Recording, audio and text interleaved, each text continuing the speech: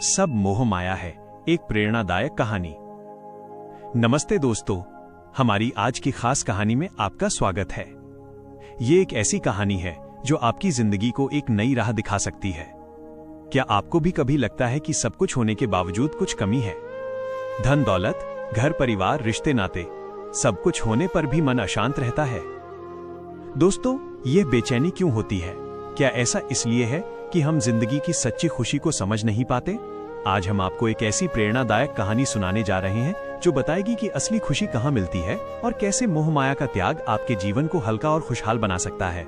तो आइए बिना देर किए चलते हैं इस खूबसूरत कहानी की ओर जिसका नाम है सब मोह माया है।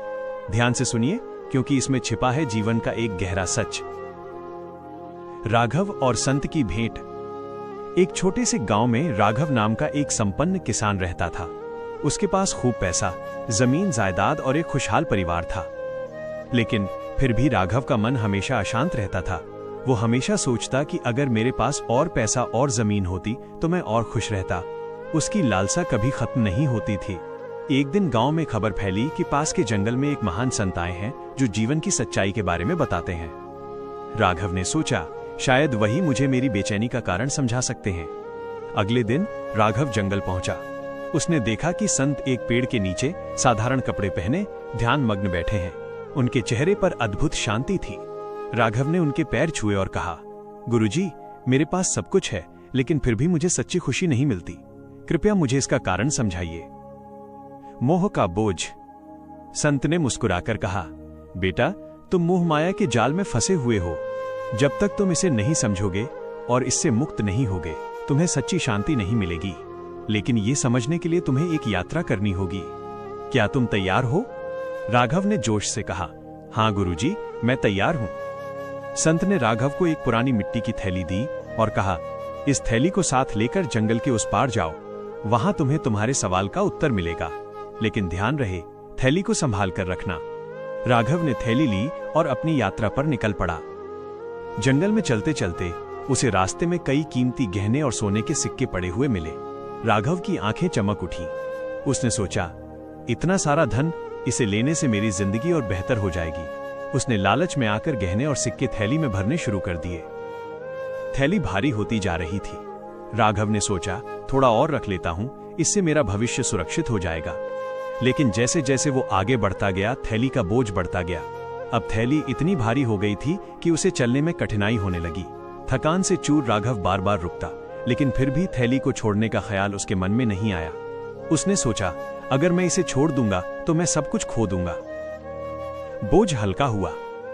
आखिरकार थक हार कर राघव वापस संत के पास लौट आया। उसने थैली संत के चरणों में रख दी और कहा, गुरुजी, ये थैली मेरे लिए बोझ बन गई है। मैं इसे और नहीं उठा सकता। कृपया मुझे इसका हल बताइए। संत ने मुस्कुराते हुए कहा, बेटा, यही मोह माया है। जब तक तुम इस बोझ को ढोते रहोगे, तब तक तुम सच्ची खुशी और शांति नहीं पा सकते। इसे छोड़ दो, तभी तुम हल्कापन महसूस करोगे। संत ने एक उदाहरण दिया। उन्होंने कहा, देखो, ये नदी बह रही है। यह अपनी दिशा में बिना रुके आगे बढ़ती है। अगर ये नदी सोचने लगे कि इसे अपने रास्ते की हर चीज को संभाल कर रखना है, तो क्या ये आगे बढ़ पाएगी? राघव ने सिर झुकाकर कहा, नहीं गुरुजी, ये ठहर जाएगी। संत ने कहा, तुम्हारा जीवन भी ऐसा ही है। अगर तुम अपनी लालसा और मोह में फंसे रहोगे तो जीवन में आगे नहीं बढ़ पाओगे। इसलिए इसे छोड़ दो और जीवन को सरल बनाओ। राघव ने संत की बात समझी।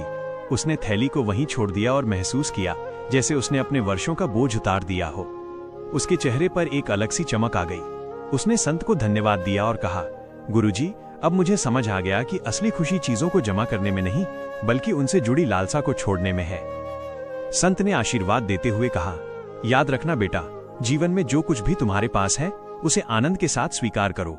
मोह माया को छोड़ो और सच्चे संतोष को अपने जीवन में जगह दो। यही जीवन का असली अर्थ है। कहानी की सीख। दोस्तों, इस कहानी से हमें ये सीख मिलती है कि हमारी इच्छाएं और मोह ही हमारे दुखों का कारण है। जब हम इनसे मुक्त हो जाते हैं, तभी हमें सच्ची खुशी और शांति मिलती है। जीवन को सरल और मोह मुक्त बनाएं, यही असली संतोष और खुशी का रास्ता है। अगर आपको ये कहानी अच्छी लगी हो तो इसे दूसरों के साथ बांटें। धन्यवाद। क्या आप ऐसी ही कोई और प्रेरणादायक कहानी सुनना चाहेंगे?